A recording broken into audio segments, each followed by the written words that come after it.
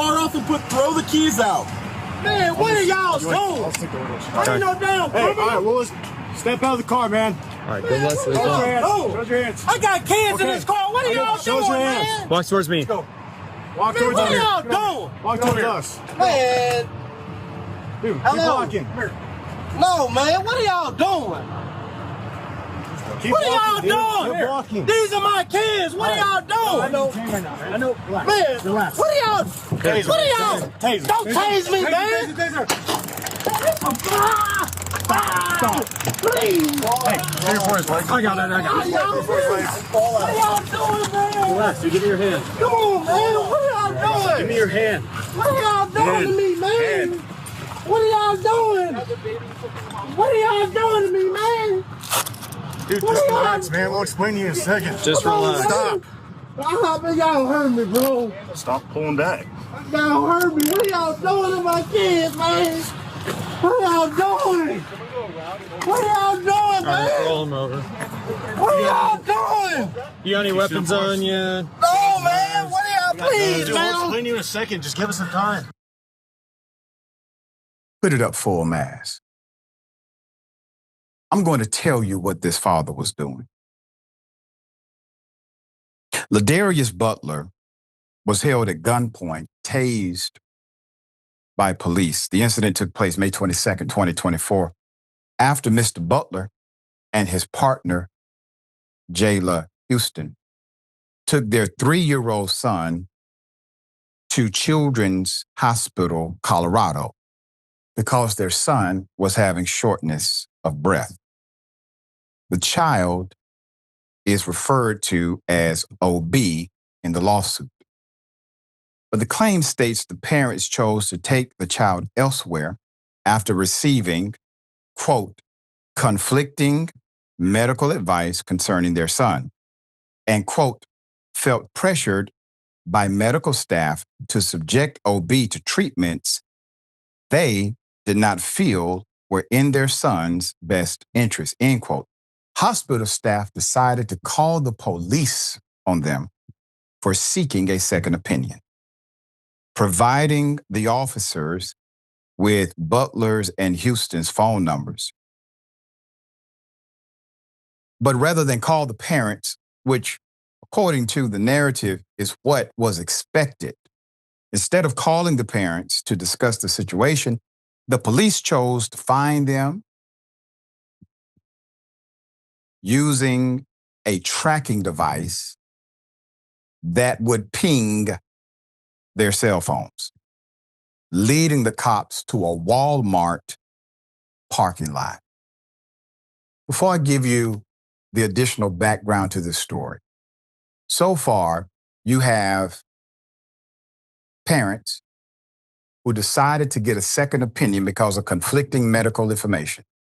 Everything seems quite reasonable so far. They are the ones who took their child to the hospital because they still believe in the healthcare system, at least partly.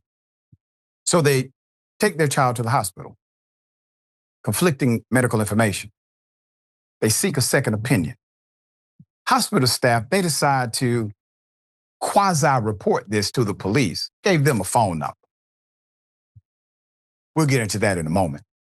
The police, they decide to take it a step further. They decide, well, we're going to take this phone number and we're going to employ a highly sophisticated tracking system to go and arrest them. For what? There's more. The cops then began treating Mr. Butler as a high-risk suspect, even though there was no evidence to support that claim. The claim states, first, the cops used their patrol cars to pin his car from behind and in front while ordering him out of the car at gunpoint, treating him as if he were a violent felon on the run rather than a concerned father looking out for his kid. Two cops then walked up, grabbed him by his wrist, while another cop says, "Tase him," even though he was not resisting arrest. Mr. Butler says seconds before a cop tasered him, causing him to fall to the ground while screaming in pain. The video shows he was complying, but just confused as to why he was jolted awake by armed agents of the state when he was doing nothing illegal. But Butler was tasered, handcuffed, and arrested on a false charge of obstruction, which was later completely dismissed. Quote, "This entire incident could have been resolved with a simple phone call," said attorney Kevin Murr in the press release. Quote, "Instead, once again, the Aurora Police Department chose violence with a SWAT-style ambush that risked the lives of a young father and his two children," the statement concluded. Now, I want you to back up for a moment. If you really believe the police were concerned about the child, they put the child in more danger than anyone else here. Let's say the child has an issue with shortness of breath at that time.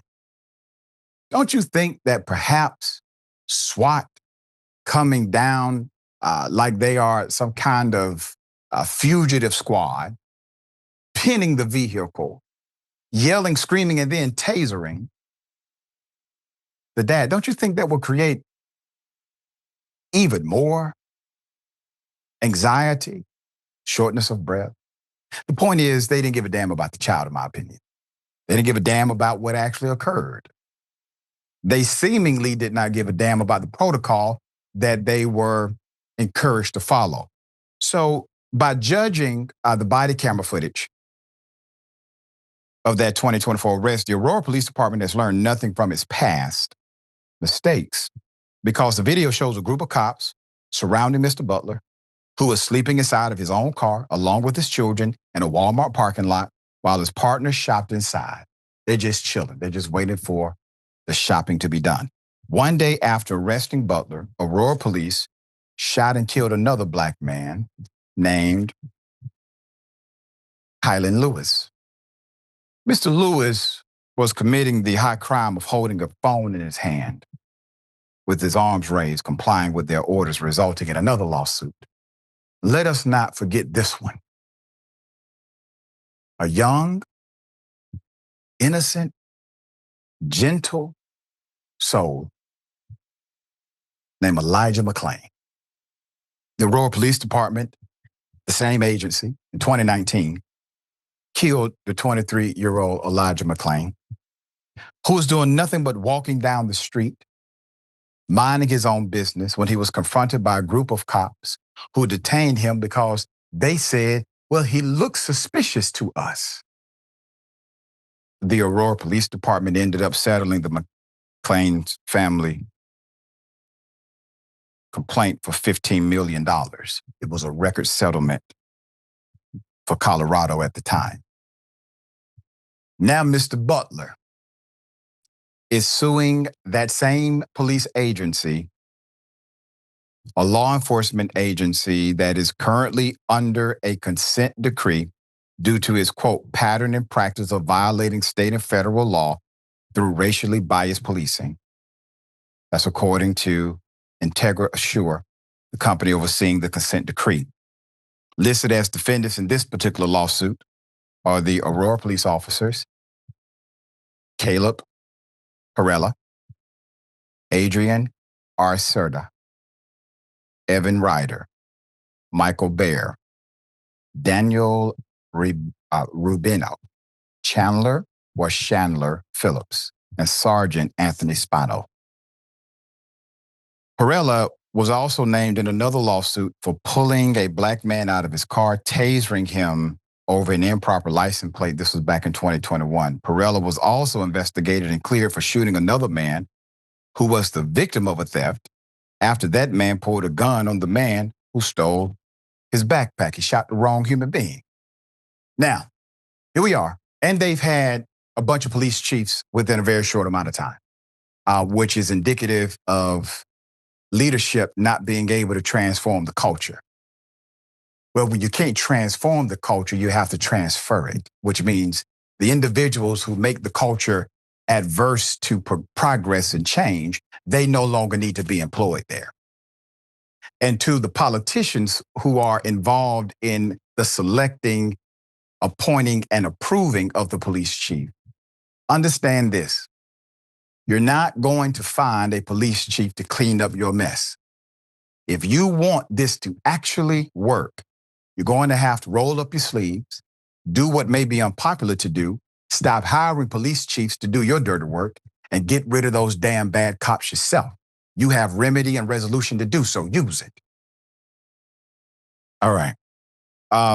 Very sad. And dear brother, we're talking about a father who sought a second opinion about a medical decision, and the police were called on him. Now, it seems as if the hospital, they didn't want the police to arrest him, but still, why involve the police?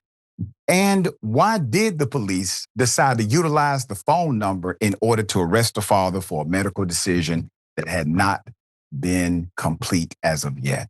Those are the questions. What say you?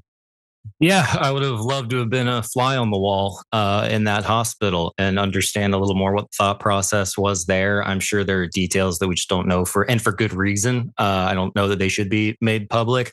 But reading this story, it was just, I mean, it was nuts because it's whenever these things happen and they happen over and over and over again, there is this tendency to go, okay, well, that was just a misunderstanding. That was a one-off. This is just an isolated incident. But even this in this particular story, you find as you read it, it just keeps going and going and going where, oh, actually the next day something else happened. And also this department has done this and this and this. And I think at the end of the day, what this is it's a microcosm for how, as you were saying, this is a systemic problem. And this is baked into whatever the culture is over there. And I don't know what the solution is.